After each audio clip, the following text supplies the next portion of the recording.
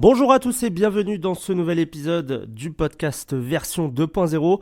Aujourd'hui, on va plonger dans un sujet qui est méconnu, mais potentiellement mortel. On va parler du botulisme, cette maladie rare qui est causée par une toxine qui est ultra puissante et qui peut paralyser le corps en quelques heures. On va voir ça tout de suite après la courte pause.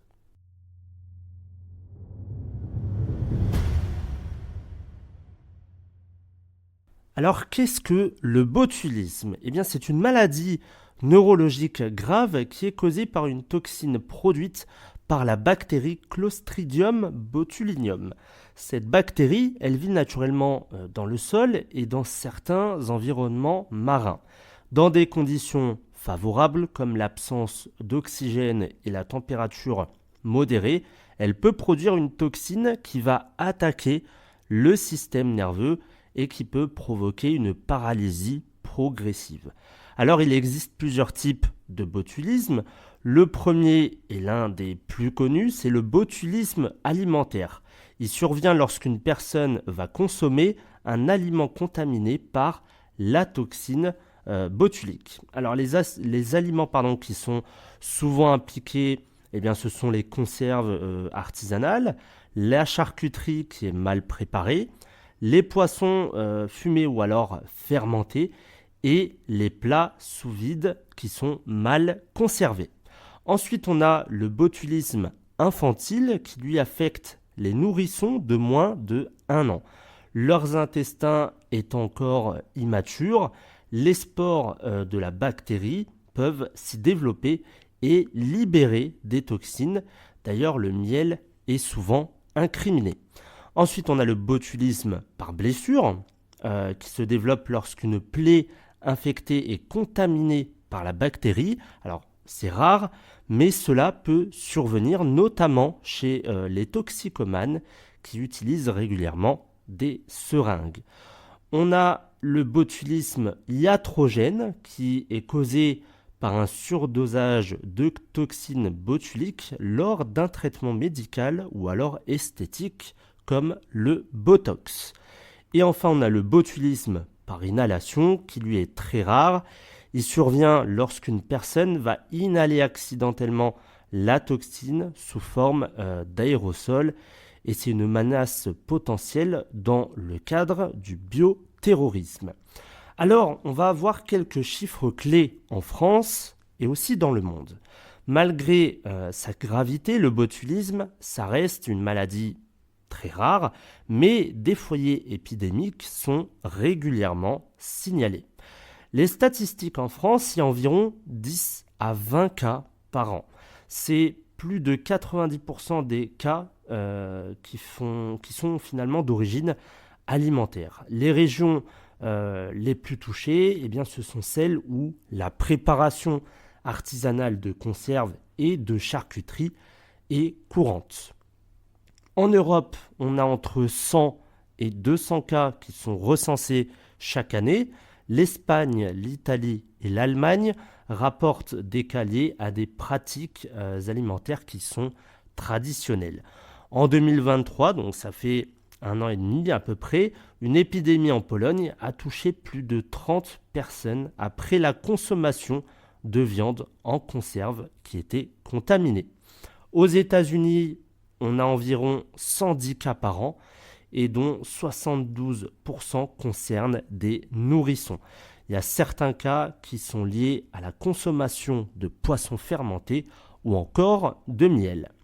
Et à l'échelle mondiale, on a aussi en Afrique et en Asie des épidémies qui surviennent à cause d'un manque de contrôle sanitaire dans la conservation des aliments. En Russie, il y a aussi plusieurs épidémies qui ont été recensées à cause de poissons et de champignons en conserve artisanale. Alors, on va voir aussi quelques études scientifiques et des avancées médicales. Il faut déjà comprendre la toxine botulique. En fait, la toxine, elle bloque la libération de l'acétylcholine, un neurotransmetteur essentiel à la contraction musculaire. Sans cette acétylcholine, les muscles ne peuvent plus répondre aux commandes du cerveau et ça entraîne une paralysie totale. Alors au niveau du développement des traitements, on a les antitoxines botuliques qui sont administrées dès la suspicion de botulisme et ça empêche la toxine de se fixer sur les nerfs. Ensuite, on a les soins intensifs qui, dans les cas graves, la ventilation assistée est nécessaire jusqu'à la régénération des terminaisons nerveuses et ça peut prendre plusieurs mois. Ensuite, dans la médecine, on a l'utilisation du Botox. Alors ironiquement, cette toxine ultra puissante est utilisée dans plusieurs traitements médicaux, comme par exemple la correction du strabisme, qui est un problème au niveau de l'œil, la réduction des spasmes musculaires et aussi l'atténuation des rides, que l'on connaît tous pour le Botox esthétique. Alors, quelques cas marquants de botulisme dans le monde. Il y a eu des cas récents en France et aussi en Europe, notamment à Bordeaux en 2023, où une dizaine de personnes intoxiquées après avoir mangé des sardines en conserve dans un restaurant, et il y a eu un décès parmi ce groupe de personnes. En Espagne, en 2022, il y a eu plusieurs cas liés à la consommation de soupe industrielle qui étaient mal stérilisées. Dans le monde, c'est un peu plus éloigné. En Thaïlande, c'était en 2006, il y a eu plus de 150 personnes qui ont été touchées après un festival où des plats fermentés avaient été consommés. Et enfin, en Alaska, c'était en 1990, des poissons fermentés ont causé une épidémie dans une communauté autochtone. Alors on va voir aussi quelles sont les causes et les conséquences du botulisme. Parmi les causes que l'on va citer, il y en a quelques-uns. C'est les conserves maison qui sont mal stérilisées, les poissons fermentés, la charcuterie artisanale, le miel, comme on l'a vu tout à l'heure, consommé par des nourrissons et les plaies infectées. Donc parmi ces causes, on voit beaucoup que c'est au niveau alimentation. On parle beaucoup du botox chirurgical, enfin le botox esthétique, mais c'est pas que pour atténuer les rides. Bien évidemment, au niveau de l'alimentation, vous pouvez avoir le botulisme. Alors les conséquences sur la santé lorsqu'on a le botulisme, c'est une vision floue, des pupilles qui vont être dilatées, des difficultés à avaler et aussi une sécheresse buccale. On peut aussi avoir une faiblesse musculaire avec une paralysie qui va être descendante. On peut avoir une détresse respiratoire jusqu'au risque de décès sans soins intensifs. Sans traitement, le taux de mortalité il va atteindre 30 à 50%. Et avec une prise en charge rapide, il tombe à moins de 5%. Donc si vous avez ces symptômes-là que je vous ai cités juste avant, n'hésitez pas à aller voir votre médecin en urgence ou même d'aller à l'hôpital. Ça sera peut-être un petit peu plus rapide. Alors, potentiellement, vous allez patienter, mais allez voir un professionnel de la médecine. Alors, comme dans chaque épisode, on voit tout ce qui peut permettre de se soigner naturellement et aussi faire de la prévention pour chaque épisode de santé. Au niveau de la prévention alimentaire, il faut éviter l'intoxication avant tout. Premièrement, il faut stériliser les conserves maison à 121 degrés. Alors là, vous allez me dire, mais pourquoi ? Le Clostridium botulinum forme des spores qui sont très résistantes et elles ne se détruisent pas à 100 degrés. Température finalement de l'ébullition classique. Seule une stérilisation à haute température, donc à 121 degrés sous pression, peut éliminer ces spores. Les autoclaves finalement, sont les seuls équipements capables de garantir cette stérilisation. Ensuite, il faut éviter le miel chez les nourrissons, comme je vous le disais tout à l'heure. Alors pourquoi ?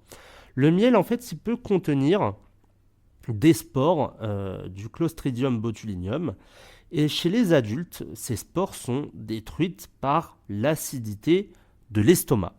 Mais chez les bébés de moins d'1 an, leur flore intestinale, elle est immature. Et ça permet, en fait, c'est ce qui permet à la bactérie de se développer et de libérer des toxines.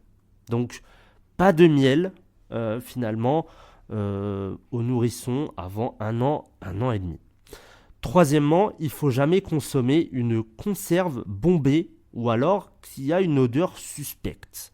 Ça, je pense, enfin, du moins je l'espère, que tout le monde ne consomme pas une conserve qui va être bombée, donc qui va être gonflée ou qui a une odeur. Alors pourquoi ? Un emballage qui est bombé, en fait, ça indique tout simplement une prolifération bactérienne à l'intérieur. Et c'est souvent lié à la production de gaz par le Clostridium botulinum.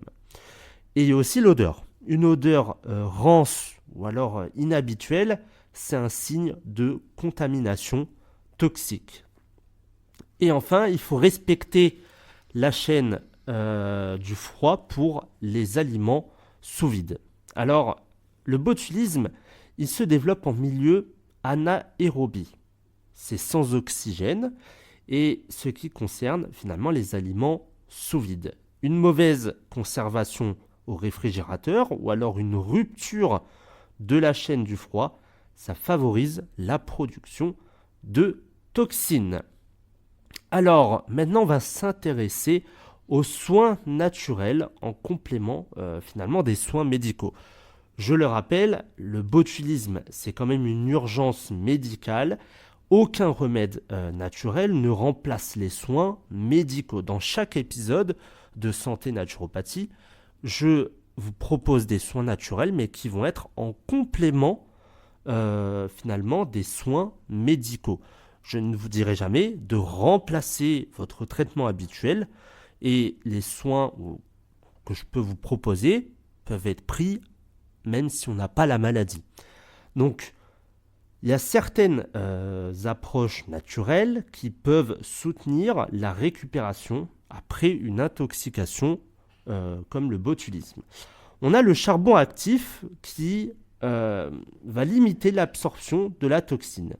Le charbon actif, il est connu pour ses propriétés qui sont absorbantes. Il peut piéger certaines toxines dans le tube digestif et réduire leur absorption par l'organisme. En cas de suspicion de botulisme alimentaire, il peut être utilisé en attendant une prise en charge médicale, mais il ne remplace pas l'antitoxine botulique. Ensuite, on a l'hydratation et une alimentation riche en antioxydants, tout simplement pour réparer les cellules nerveuses. Après une intoxication, il y a le stress oxydatif qui est élevé dans l'organisme. Les antioxydants, comme par exemple le curcuma, le gingembre, les fruits rouges ou encore les légumes verts, ça va protéger les cellules nerveuses contre les dommages causés par la toxine. On a aussi les infusions de gingembre et de curcuma qui vont aider à stimuler la circulation sanguine. Le gingembre et le curcuma, ils ont des propriétés anti-inflammatoires et circulatoires. Ils peuvent aider à l'amélioration de l'oxygénation des tissus et la régénération nerveuse après une paralysie temporaire. Il faut aussi de la rééducation musculaire et et voir aussi la partie physiothérapie pour retrouver des fonctions motrices. Parce qu'après un épisode de botulisme, il y a certains patients qui mettent plusieurs mois à retrouver leur force musculaire. Des exercices de renforcement progressif, ça va aider à stimuler les nerfs et à restaurer la mobilité. Et enfin, on a les probiotiques pour restaurer la flore intestinale après une infection.